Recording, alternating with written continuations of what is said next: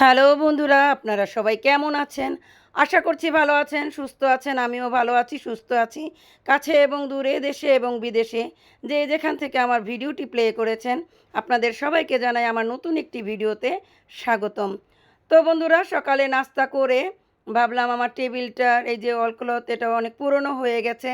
তো অনেক দিন গিয়েছি একটা টেবিল ক্লথ কিনতে, যেটা আমি কিনতে চাই এটা এখানে অনেক দাম। তো কিছুদিন পরে কিনবো। তো ভাবলাম টেবিলটা আমি কিভাবে পুরান অলকলর দিয়ে একটু নতুন করে সাজাবো। তো এই আইডিয়াটা আসলো। তো আমি বাজারে গিয়ে টেবিল ক্লথ না কিনে একটা পলিথিন কাগজ নিয়ে এসেছি। তো টেবিলটা ভালো মতো মুছে এই যে পুরনো টেবিল ক্লথ এইটা নিয়ে নিয়েছি, এখন এটা বিছিয়ে নিব। তো এই যে পুরনো টেবিল ক্লথটা বিছিয়ে নিয়েছি। তো এটা যেহেতু কাপড়ের, এখন এটার উপর একটা প্রোটেক্টর দিব। মাত্র 250 টাকা দিয়ে এই পলিথিন কাগজটা আমি কিনে এনেছি। তো এখন আমি এটা বিছিয়ে নিব। তো আমি ভাবলাম যে আপাতত এটাই বিছিয়ে কিছুদিন টেবিলটা ব্যবহার করি। তো এটা আমি এখন বিছিয়ে নিব। তো এই যে অলক্লথটা বিছিয়ে নিয়েছি।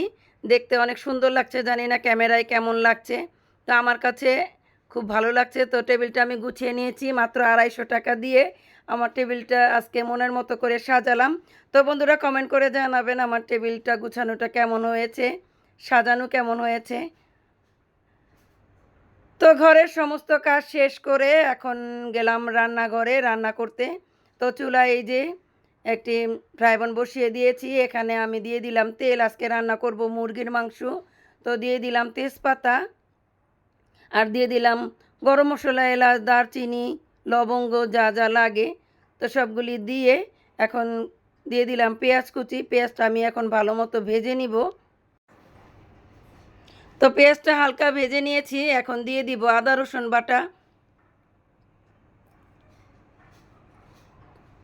তা আদা রসুন বাটাটা একটু ভালো মতো ভেজে নিব যাতে কাঁচা গন্ধটা না থাকে। তো আদা রসুন ভালো মতো কষিয়ে নিয়েছি।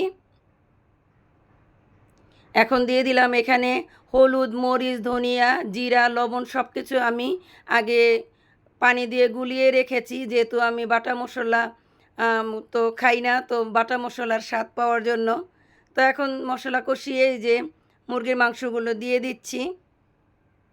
মাছ কিনতে গিয়েছিলাম, তো মাছ পাই নাই। তো ভাবলাম মাছের চেয়ে মুরগির দাম কম, তো মাংসই খাই। তারপরে মাংস নিয়ে আসলাম। এই যে এখন মুরগিটা কষিয়ে নিব। তো কষানো হয়ে গেছে, ভালো মতো কষিয়ে নিয়েছি। এখন দিয়ে দিলাম আলু। তা আলু দিয়ে আরও ভালো মতো এখন কষিয়ে নিব। তো এই তো কষানো হয়ে গেছে। এখন দিয়ে দিলাম ঝোলের জন্য পানি।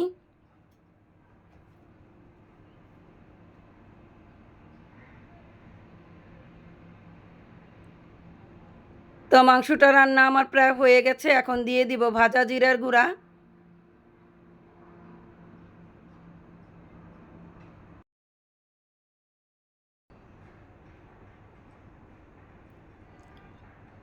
তো বন্ধুরা, রান্না আমার হয়ে গেছে, সমস্ত কাজ শেষ করে ফেলেছি। দুপুরে এখন খাওয়া দাওয়া করব। তো বন্ধুরা, এই ছোট ভিডিওটা আপনাদের কেমন লেগেছে?